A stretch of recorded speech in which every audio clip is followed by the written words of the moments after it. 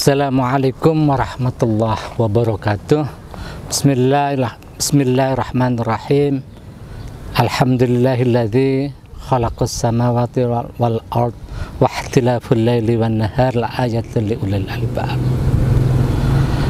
Allahumma salli wa sallim wa barik ala sayyidina wa maulana Muhammad sallallahu alaihi wasallam wa ala alihi wa ashabihi wa dzurriyyatihi ajmain, amma ba'd. Hari ini pada bulan Ramadan kami sekedar akan memberi satu perspektif. Memang untuk membuat sebuah perspektif memerlukan beberapa keberanian. Nah, karena kebetulan kami adalah akademisi yang ada di perguruan NU, sudah barang tentu perspektif yang akan kami berikan adalah perspektif tentang bagaimana NU mengisi 100 tahun ke depan. Kemarin 1 abad sudah selesai, kemudian ditutup dengan serangkaian halakoh fikih peradaban. Maka pertanyaan berikutnya adalah bagaimana setelah selesai kita mengkonstruksi sebuah prinsip, sebuah agenda besar yang disebut sebagai fikih peradaban. Fikih berarti adalah sesuatu yang bisa memelihara diri dari perbuatan yang tidak baik, karena seorang faqih itu adalah seseorang yang mengetahui fi maslahati dunia. Jadi seorang faqih adalah seorang yang punya kewajiban untuk mengetahui persoalan-persoalan dan kemaslahatan dunia. Nah, kemudian peradaban itu apa? Peradaban adalah sebuah kosakata yang lebih besar dari apa yang disebut dengan kebudayaan. Kalau kebudayaan itu dibangun melalui proses kebiasaan, kemudian menjadi sesuatu yang diamini atau dilakukan oleh sebuah komunitas, oleh sebuah suku, maka itu sudah bisa menjadi sebuah kebudayaan. Tetapi peradaban bukan itu. Peradaban adalah sebuah konsep tentang kehidupan yang lebih baik, kehidupan yang mencerminkan sebuah budaya yang tidak hanya bersifat hanya untuk kita kebersamaan, tetapi kebudayaan yang bisa memelihara seluruh kehidupan, sebagaimana dikatakan fungsi khalifah adalah memelihara dunia. Maka peradaban adalah bagaimana kita paham di dalam memelihara dunia. Kemudian pertanyaannya, apa yang menjadi tantangan NU? Ini bukan berarti sebuah hal yang tidak semestinya seorang akademisi kecil berbicara tentang tantangan NU. Tetapi kami adalah salah satu bagian dari pendidikan yang didirikan oleh Nahdlatul Ulama dan menjadi bagian dari pengurus besar Nahdlatul Ulama, yaitu Universitas Nahdlatul Ulama. Sudah barang tentu kontribusi pemikirannya menjadi lebih penting daripada yang lain. Kenapa? Karena bagaimanapun peradaban hanya muncul melalui proses-proses pendidikan. Apa itu? Saya teringat kemarin ada satu momen bertemu dengan salah satu orang yang punya policy atau dipercaya menjadi ketua dari ISNU, Ikatan Sarjana Nahdlatul Ulama.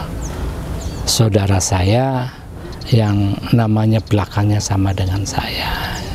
Nah, terlepas dari itu, yang menarik adalah beliau mengatakan bahwa tantangan ke depan NU adalah aristokrasi dan teknologi. Nah, ini yang akan menjadi titik penting. Saya kira peradaban pesantren NU telah memberi satu tonggak yang besar bagaimana bahwa untuk menjalani fungsi utama dari manusia, yaitu sebagai abdillah, itu sudah cukup melalui dunia pesantren. Tetapi pertanyaannya, dunia abdillah, dunia mengabdi kepada Tuhan sebagai fungsi individu, itu adalah dunia yang kecil, yang kecil tetapi sangat mendasar. Itu sudah kita lalui. Anggaplah 100 tahun itu sudah selesai di dalam membangun satu model peradaban yang baik di pesantren. Tapi yang kedua, bagaimana peradaban aristokrasi dan peradaban teknologi ini yang menjadi tantangan. Kenapa? Karena NU itu tidak mempunyai middle class yang bagus. Apa itu middle class yang bagus? Kelas menengah. Di dalam teori ilmu sosial, perubahan dunia itu melalui kelas menengah. Sehingga kalau kita tidak punya kelas menengah, maka NU tidak akan bisa masuk dalam sebuah peradaban besar. Itu sudah kita lalui berapa tahun kita di era reformasi, kemudian mulai dari era Gus Dur, beberapa orang NU bergerak masuk pada wilayah kekuasaan. Dia mempunyai menjadi menteri dari departemen-departemen yang ada di negara ini. Apa kata mereka? Kita orang-orang NU kekurangan SDM di tingkat teknokrasi dan teknologi. Nah, saya kira inilah menjadi satu yang sangat penting kalau kita mau masuk pada peradaban dunia, adalah menjadikan manusia-manusia NU menguasai ilmu-ilmu tentang teknokrasi dan ilmu-ilmu tentang teknologi. Nah, ini ada hal yang sangat penting dan harus dilalui melalui proses pendidikan yang panjang. Sehingga dari itu atau oleh sebab itu, maka bagaimana Unuga Cilacap yang dulunya berasal dari IAIG adalah sebuah langkah untuk benar-benar serius mengisi lahan-lahan aristokrasi dan teknologi melalui prodi-prodi yang ada. Nah, dan sudah barang tentu yang menjadi penting adalah bagaimana NU, bagaimana PBNU dan semua orang dalam masyarakat NU punya konsep besar dulu tentang bagaimana aristokrasi dan bagaimana teknologi yang berperspektif Nahdlatul Ulama. Nah, ini sudah barang tentu tidak sebagaimana guyonan zaman dulu ketika orang mengatakan Islamisasi ilmu pengetahuan, kemudian orang bertanya bagaimana matematika yang Islam, bagaimana kedokteran yang Islam. Matematika yang Islam bukan berarti 2 ditambah 2 insya Allah 4.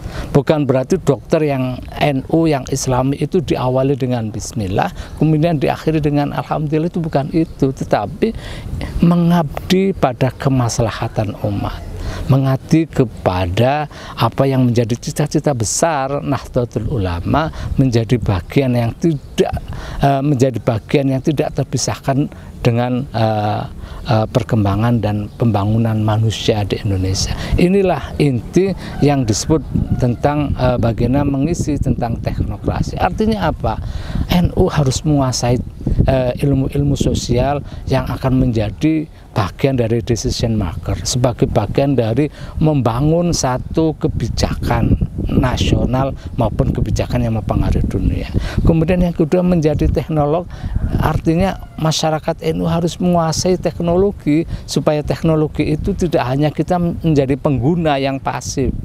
Paling tinggi-tinggi adalah menjadi seorang analisis, bukan itu, tapi menciptakan teknologi yang betul-betul ramah dengan manusia, teknologi yang tidak mengeksploitasi manusia, teknologi yang betul-betul membangun kemaslahatan manusia. Nah, 2 mimpi ini sangat besar, sangat berat, tapi bukan berarti tidak harus dilalui.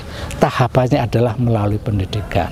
Saya kira dari inilah bagaimana sebenarnya kita masuk pada middle class adalah kita membangun satu, bukan sekedar wacana, tapi gerakan-gerakan masyarakat sipil yang mampu mengisi pada kelas-kelas menengah itu. Siapa kelas menengah itu?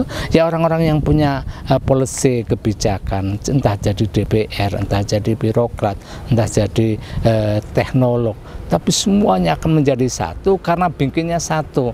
Bingkingnya adalah Nahdlatul Ulama yang sudah saya katakan visinya satu, tentang kepribadian yang berjiwa santri, di mana jiwa santri sudah selesai. Nah, tinggal bagaimana kemudian menjadi sarjana yang santri, teknolog yang santri, aristokrasi yang santri. Yang santri itu adalah jiwa, tapi ilmunya adalah ilmu teknologi. Bukan berarti tidak terintegrasi, ini harus terintegrasi dengan baik, tidak terpisahkan menjadi split personality, menjadi pribadi yang pecah, teknologinya ke kanan kemudian kepribadiannya ke kiri, enggak, tapi kepribadian yang terintegrasi dengan benar dan baik. Dan ini harus melalui proses pendidikannya. Dan UNUGA saya kira pada 10-20 tahun harus juga berkontribusi untuk secara serius masuk pada wilayah ini. Terima kasih, saya kira itu kontribusi yang sementara bisa kami sampaikan.